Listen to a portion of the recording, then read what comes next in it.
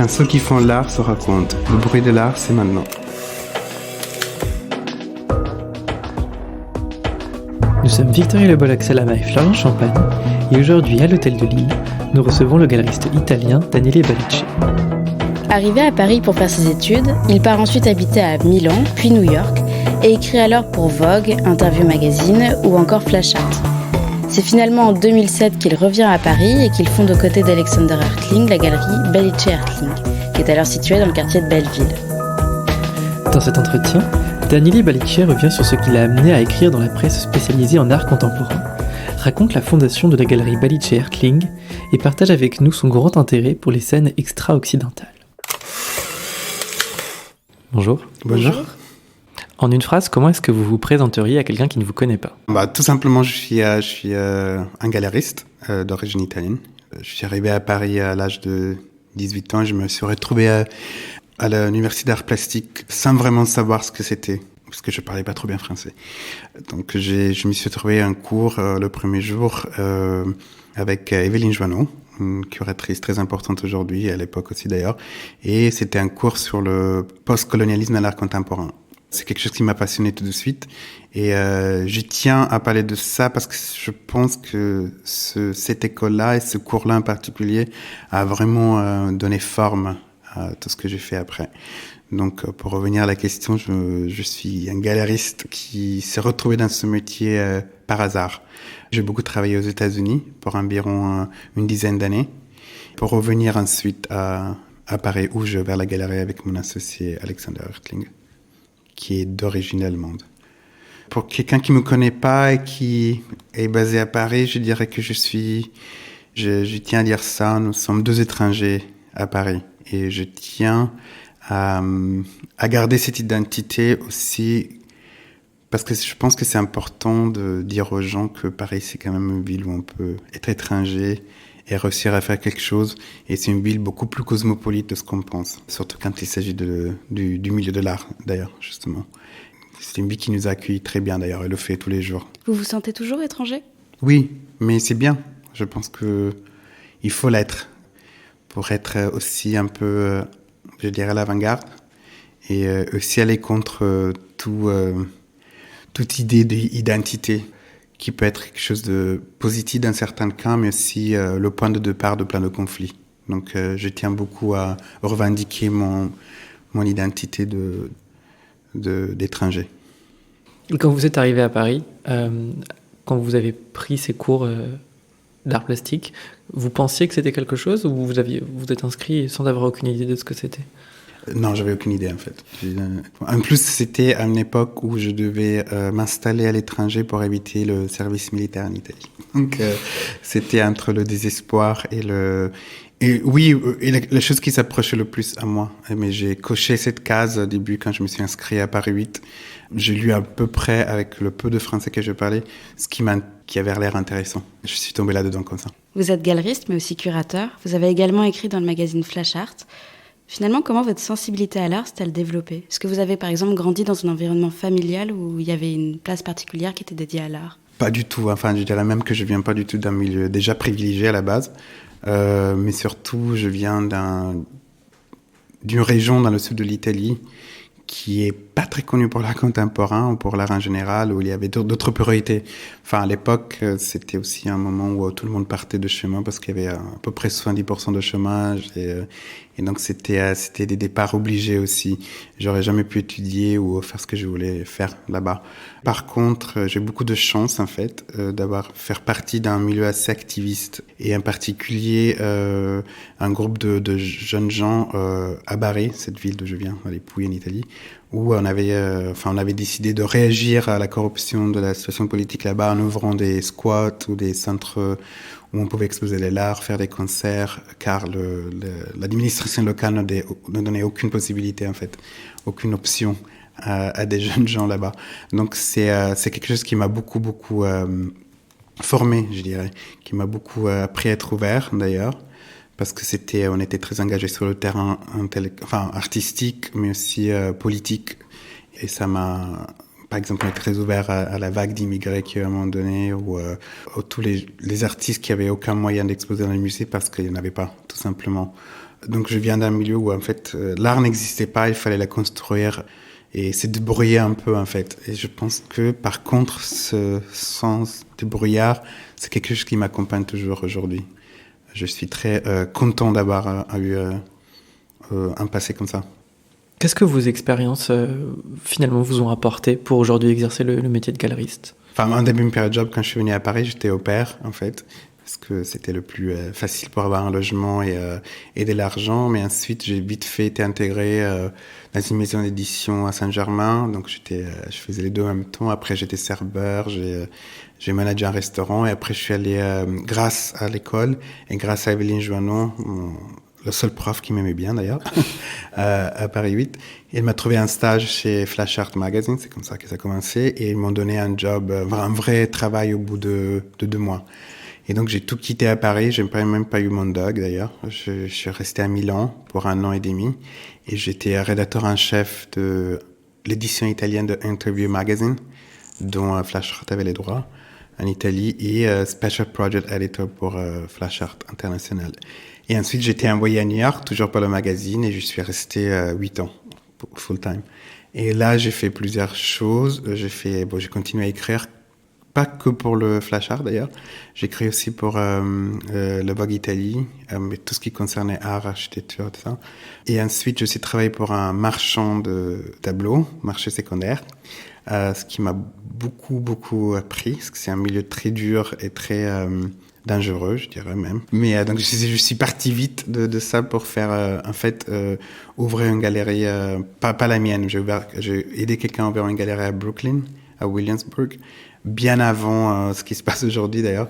Et donc c'était un espace assez expérimental, mais tout en gardant mon activité d'écrivain qui était beaucoup plus important de galeriste, je dirais. Et j'ai fait énormément de visites d'atelier. Ça, c'était ce qui fait le plus à New York.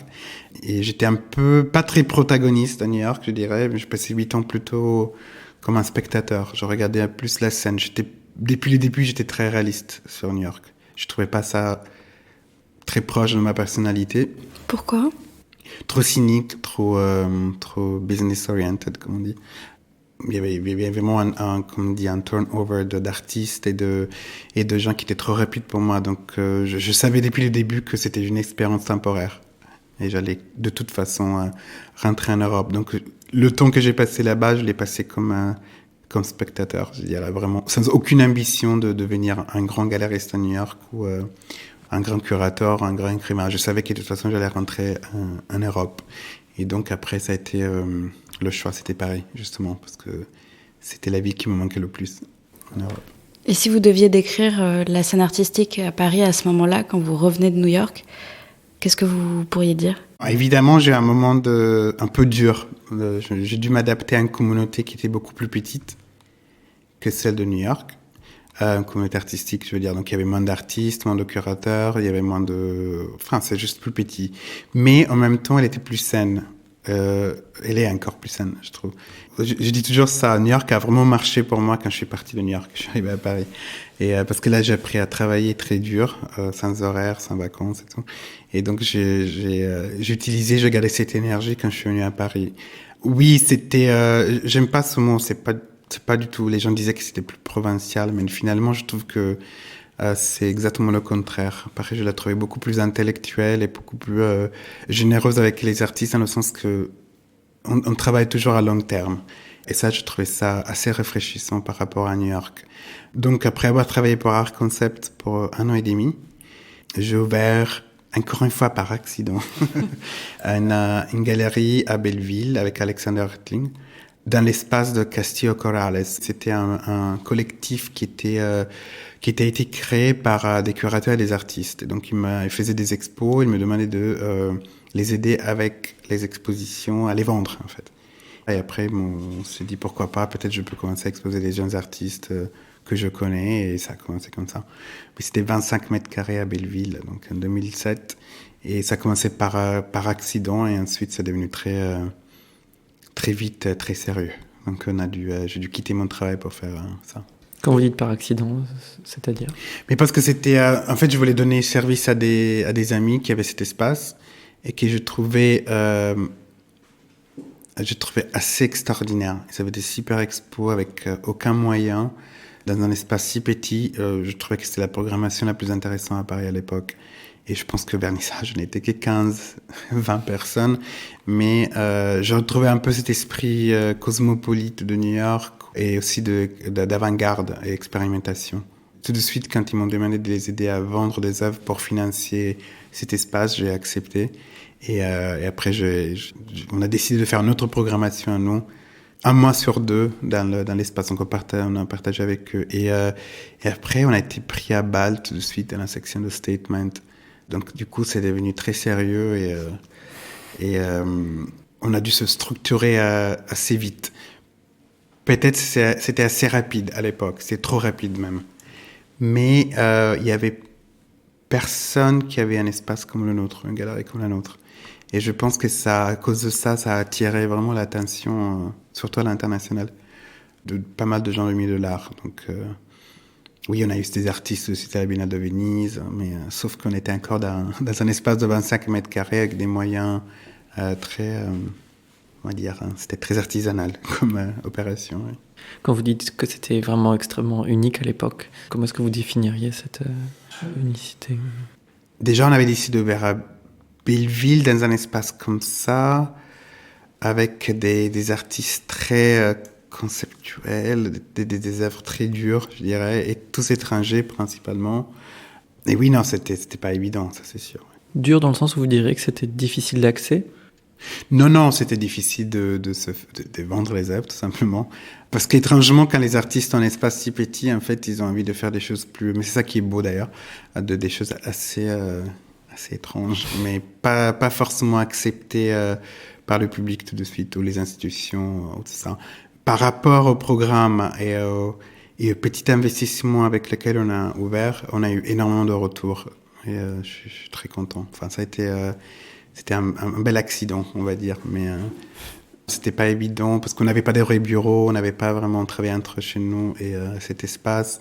Et à chaque mois, il fallait quitter les lieux pour les donner à Castillo Corrales à nouveau. Après, ils ont décidé d'ouvrir une librairie en même temps, donc on était trois entités à la fin. Mais j'adore les bookstores, les livres et tout ça, donc c'était parfait. C'était un peu dur de gérer une société dans ce contexte-là, oui. Et pourquoi vous avez choisi de rester à Belleville dans un premier temps ? C'est moins cher, évidemment, déjà. C'est le quartier, à mon avis, le plus cosmopolite de Paris. J'avais pas envie de faire beaucoup de compromis avec le marché pour payer un loyer cher dans le Marais ou à Saint-Germain. Ça me permettait d'exposer ce que j'avais envie d'exposer. Et au quotidien, moi, j'aime beaucoup Belleville. Et je l'aime encore parce qu'on a encore l'espace là-bas. D'ailleurs, comme vous savez, on fait encore des expositions. Et j'aime bien le côté expérimental. Surtout, il faut dire que j'aime bien avoir une galerie parce que j'aime bien avoir des artistes aussi qui passent. Donc, pas que pour avoir des collectionneurs. J'ai l'impression qu'à Belleville, les artistes ont plus de plaisir et moins de peur d'aller dans des espaces. Et ça, c'est un contact que j'aime beaucoup dans le sens, c'est une des raisons pour laquelle je vais à la galerie, peut-être la plus importante. Donc Belleville a l'air d'être beaucoup plus accueillante pour les artistes. Peut-être pas pour les collectionneurs, mais pour les artistes, c'est vraiment très agréable, je pense, d'avoir cette expérience-là, d'aller dans une galerie à Belleville. Donc c'est la raison pour laquelle on a décidé de rester assez longtemps finalement, quasiment 10 ans. Et c'est la raison pour laquelle on a encore l'espace d'ailleurs. C'est pour avoir toujours ce contact avec une scène plus jeune ou à l'avant-garde et rester connecté avec la scène locale d'artistes. On n'a pas le même public dans le nouvel espace dans le Marais, ça c'est sûr.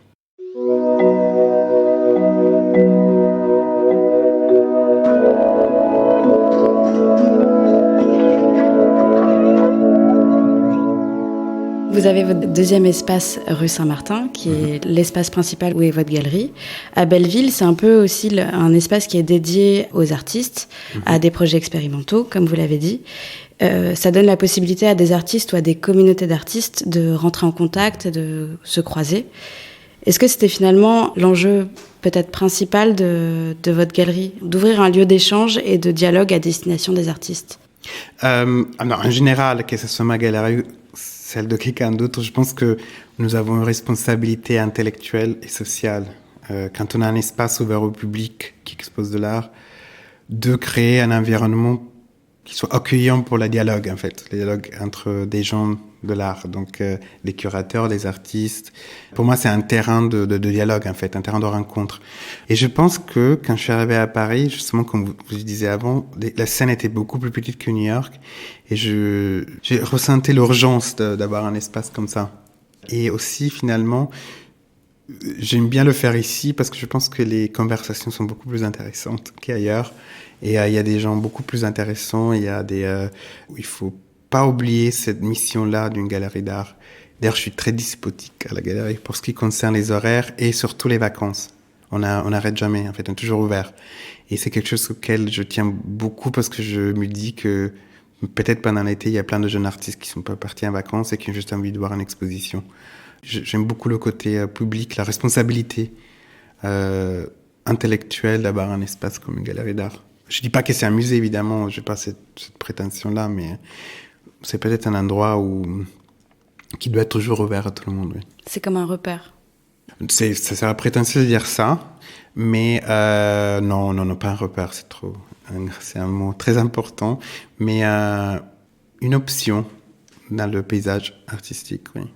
Enfin, moi, je sais pas, mais quand j'étais jeune étudiant, j'ai des moments de détresse économique où je pouvais même pas aller dans un musée, même avec une carte d'étudiant, c'est gratuit ou pas, des fois, ça dépendait des expositions et tout. Donc, les galeries, pour moi, à l'époque, c'était vraiment un endroit où je pouvais rentrer, sortir librement sans avoir cette contrainte-là. Et aussi, ce qui est important, c'est les vernissages, donc la possibilité de rencontrer des gens qui peuvent ouvrir de situations intéressantes pour tout le monde. Surtout pour les artistes, c'est important de rencontrer des curateurs, d'autres artistes tout simplement et de venir et créer cette communauté-là. Je crois dans ma responsabilité, je ne sais pas si le mot est bon, mais sociale peut-être, ouais, d'avoir une galerie. Donc quand vous étiez étudiant, les galeries, c'était des endroits qui étaient accessibles à votre sens? C'était l'époque du 13e, donc c'était assez génial, la rue Louis Weiss. C'était une espèce de...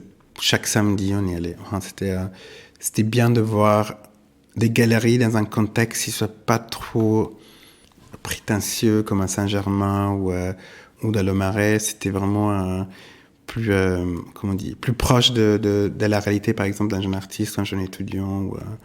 Voilà. Donc je suis très grateful à toute cette époque. Enfin, ces gens qui avaient les galeries à cette époque-là, dans cet endroit, parce que c'était très très simple pour nous d'approcher.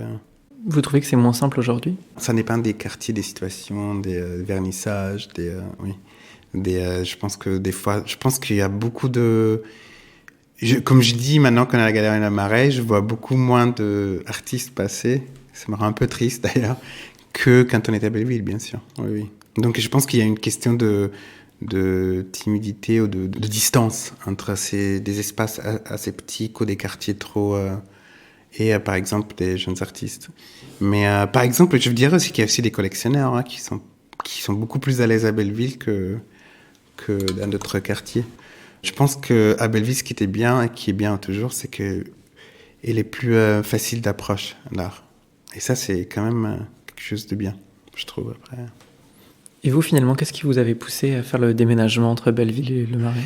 Non, tout simplement, on n'arrivait pas à trouver une architecture avec des volumes plus grands à Belleville. Si on a beaucoup cherché, mais on n'a pas trouvé. Et cet espace, c'était encore une fois des accidents. On a beaucoup de chance. C'était les volumes parfaits, en fait. Pas trop grands, mais avec hauteur de plafond, une bonne lumière. Et ça, malheureusement, je n'avais pas trouvé à Belleville.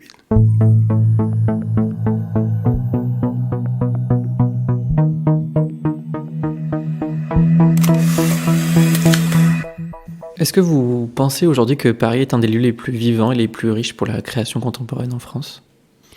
Depuis que nous avons ouvert, c'est pas à cause de nous, je dis pas ça, mais oui, c'est vraiment trop bien. Et vraiment, je suis très content parce que quand je suis parti de New York, tout le monde m'avait dit, t'es complètement fou et tout, tu peux pas quitter New York pour Paris et tout. Et en fait, c'était le meilleur choix, une des meilleurs choix de ma vie.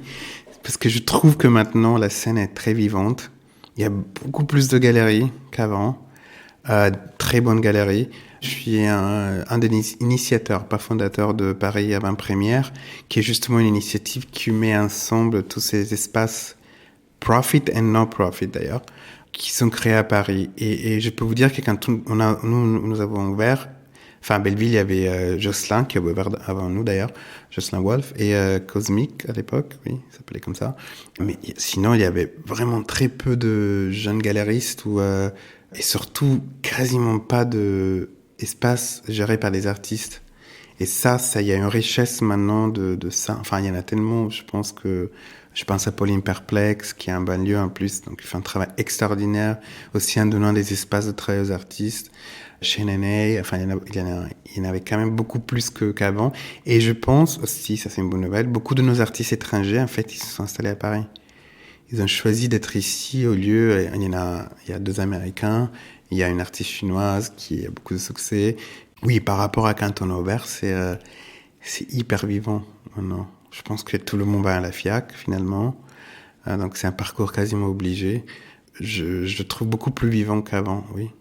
On parle beaucoup aussi de la scène, en tout cas autour de Paris ou proche de Paris, de la scène artistique marseillaise ou bruxelloise. Mm-hmm. Vous avez jamais eu envie d'ouvrir un espace dans une de ces 2 villes, par exemple ? Non. J'aime beaucoup Marseille. Bon, je suis du sud de l'Italie, donc je pense que c'est plus des raisons ça me fait penser beaucoup à d'où je viens. Bruxelles, non. J'aime pas trop la ville. Oui, je trouve qu'il y a une scène très intéressante et tout. Il y a peut-être trop, justement. Et j'ai du mal, en fait, à naviguer, à comprendre où il faut que j'aille et tout. Il y a trop de choses qui se passent. Et je trouve que c'est honnêtement pas très organisé. J'ai d'autres envies, en fait. J'aimerais bien ouvrir dans des endroits... on a fait genre 2 pop-up, par exemple, à Beyrouth, où il y a des endroits dans le Moyen-Orient qui m'intéressent beaucoup plus, ou en Asie. On a eu un espace aussi à New York pour 3 ans à peu près, qui était très expérimental, dans un quartier qui n'était pas du tout dans le parcours. Non, si je dois faire, je ferai un choix beaucoup plus radical et aller beaucoup plus loin. Et aussi, dans un endroit, si j'expose mes artistes, qui soit aussi très stimulant pour eux. Je pense que Marseille et Bruxelles, finalement, c'est trop proche de Paris pour que ça devienne intéressant pour un des artistes à la galerie d'exposer là-bas. Donc, ouais, j'ai des rêves bizarres. Ça peut être d'avoir une galerie à Téhéran ou à Beyrouth, encore une fois, ou à Shanghai, que je trouve hyper dynamique, plus que dans les endroits comme ça. En tout cas, si jamais on va faire ça, ça va être toujours très, très étrange. Et pas un flagship store, un grand espace. Oui, ça va toujours rester dans notre style un peu underground, on va dire. Aujourd'hui, vous représentez et accompagnez une 15aine d'artistes. Il y a des artistes français, des artistes étrangers, comme vous l'avez dit. Et chacun a une pratique différente et un univers différent. Mais il y a un point commun qui est celui d'être un artiste plutôt émergent. Qu'est-ce qui vous intéresse dans le premier marché ? Ou plus précisément dans la représentation d'artistes émergents ? C'est une espèce, malheureusement, c'est une espèce de drogue, en fait, pour moi. D'ailleurs, c'est peut-être quelque chose de positif et négatif à la fois pour la galerie. J'aime beaucoup le mot progrès, voilà, je vais utiliser ça. Et chaque fois que je rencontre des jeunes artistes, je me rends compte qu'ils sont déjà en train de détruire tout ce qui était construit avant pour avancer dans quelque chose de plus intéressant. Et malheureusement, j'ai le défaut d'être très ennuyé par tout ce qui est établi, en fait, ou mainstream. Mais malheureusement, ça fait partie du marché de l'art. Mais j'aimerais bien dire que je veux que ça reste... l'élément le plus important de la galerie, c'est cette capacité d'être ouvert toujours à de nouvelles choses. Maintenant, à ce stade-là de la galerie, je suis en train de remarquer quelque chose de très beau. Il y a des artistes avec lesquels on a travaillé depuis le début qui sont restés avec nous et qui, en fait, maintenant, adorent interagir avec les artistes les plus jeunes. Donc, avec des collaborations ou des amitiés tout court. Et je pense qu'il fallait justement 11 ans, 12 ans maintenant quasiment, de vie de galerie pour que je puisse mettre en place ce dialogue entre des artistes plus âgés et des artistes plus jeunes. D'ailleurs, je suis pas dans le jeunisme du tout. Je représente aussi des artistes qui ont 75 ans, par exemple, mais qui Comme sont... Simone Fattal. Voilà, exactement, mais qui sont avant-garde dans leur pratique, dans leur choix de vie. Ils n'ont jamais fait de compromis pour le marché. Pas que Simone Fattal, Steven Willett, par exemple. Enfin, pour moi, c'est un des artistes les plus importants en Europe. C'est des artistes qui sont jeunes dans la pratique, ou avant-garde dans leur choix de carrière. La liste des artistes, d'ailleurs, qu'on vient de sortir, il y a quasiment une égalité entre genre et background et identité. Donc, c'était quelque chose auquel je tiens beaucoup et qui renvoie d'ailleurs peut-être à mon premier cours d'art qui était sur le post-colonialisme et l'art contemporain. Malheureusement, c'est un milieu où il y a encore beaucoup plus d'hommes que de femmes. Là, on intègre aussi des artistes qui sont déjà au-delà du concept de genre, donc qui sont transsexuels ou qui ne déclarent pas leur genre d'une façon classique. Donc, je pense que une de nos missions, c'est vraiment de ouvrir les yeux du public à ces nouvelles scènes et aussi finalement, je pense que ça a une valeur politique aussi de donner la chance à ces artistes-là de pouvoir se exprimer, exposer. Pour vous, le métier de galerie, c'est un métier d'engagement ? Il y a une réalité du marché, évidemment, qu'on doit prendre en considération. Et je cache pas que cet engagement crée des problèmes, oui, bien sûr, à long terme. Mais ça crée aussi une identité et une marque, entre guillemets. J'espère que ça va tenir à long terme. Donc, j'aimerais bien toujours que la galerie se soit reconnue comme engagée et aussi découvrir d'artistes et de nouvelles avant-garde, oui, bien sûr. Plus que énorme succès financier ou grands espaces partout dans le monde, oui. Je pense que c'est un peu tard déjà pour être ce genre de galerie, oui.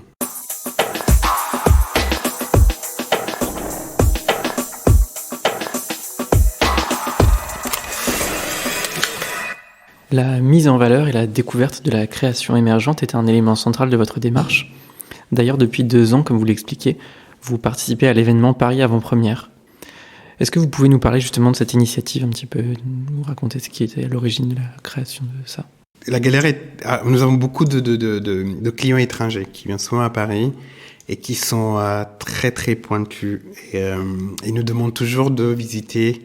Bon, ça c'est peut-être mon héritage de ex-new-yorkais, mais surtout les collectionneurs américains, ils cherchent toujours la nouvelle chose. Voilà, quand ils visitent une ville, ils sont toujours attirés par tout ce qui est nouveau. Et donc à chaque fois, ils me demandaient, est-ce que tu connais une nouvelle galerie ou un no-profit space, quelque chose d'intéressant que je peux visiter? Et donc j'écrivais sur des bouts de papier toutes ces adresses et tout. Et à bout d'un moment, ça devenait très long parce qu'il y a il y a beaucoup de galeries et beaucoup d'espaces qui ouvraient sans arrêt.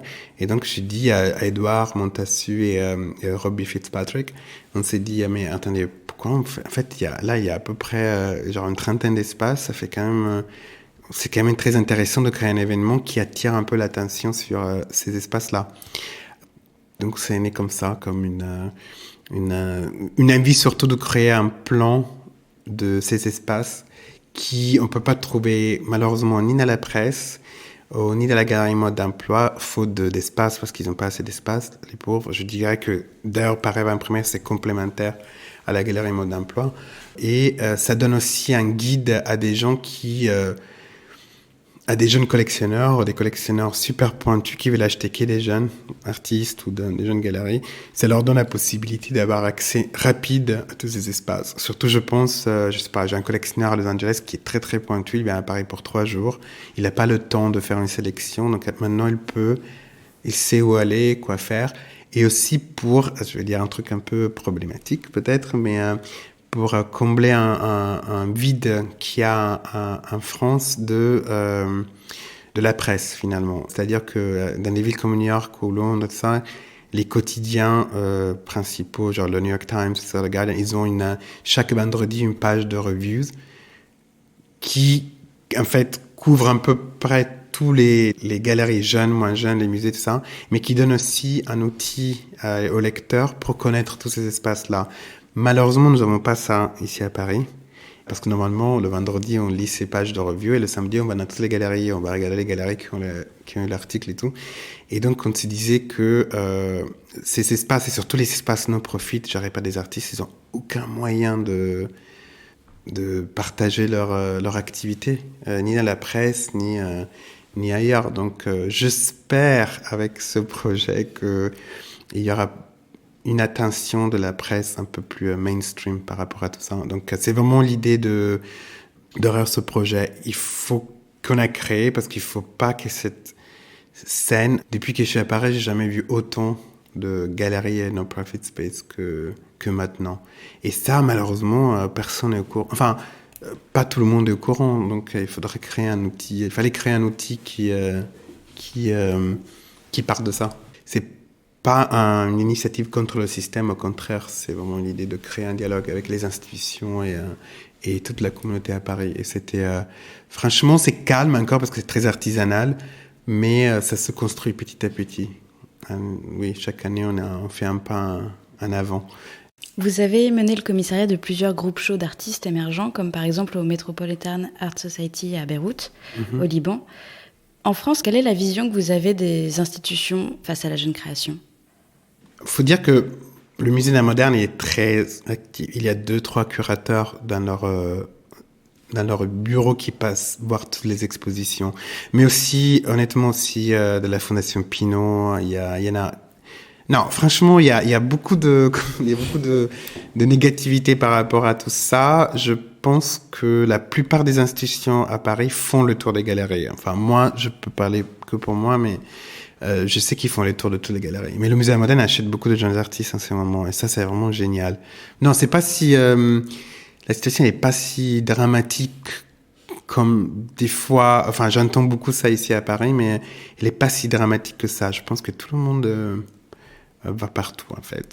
Quel conseil donneriez-vous à quelqu'un qui aimerait découvrir l'art contemporain mais qui ne saurait pas par où commencer ? Tout simplement de la considérer un peu comme une espèce de gym pour le cerveau, pour être plus ouvert et un peu le côté thérapeutique, oui, pardon, de l'art contemporain. Je trouve que c'est quelque chose dont on parle jamais, qui s'est estimé. Donc il faut le prendre aussi comme ça, comme une espèce de thérapie pour comprendre un peu le monde dans lequel on vit.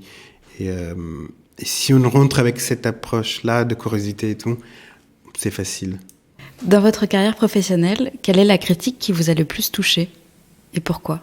Je pense qu'une curatrice qui m'a fait un très grand compliment, c'est ici à Paris, c'est une critique qui m'a dit, oui, vous êtes un peu bordélique, mais vous avez vraiment changé la façon de travailler dans l'art contemporain à Paris. Il me disait qu'on a ouvert des possibilités à d'autres gens, avoir le courage de faire une galerie, même si on n'a pas les moyens, parce qu'on a vraiment, comme je le disais avant, on a ouvert dans 25 mètres carrés, et ça va étonner beaucoup, beaucoup de monde, parce que Paris, bon, c'est très intéressant, mais ça reste une ville bourgeoise, des fois, et les gens ne comprenaient pas du tout ici. Et donc, je pense qu'on a donné envie à des gens qui n'auraient jamais ouvert une galerie de le faire, et aussi donner une image, c'est vrai, plus cosmopolite de la France, parce que moi je suis italien, mon associé il est berlinois, alors lui plus que moi, parce que Berlin c'était la capitale en Europe de l'art contemporain à l'époque,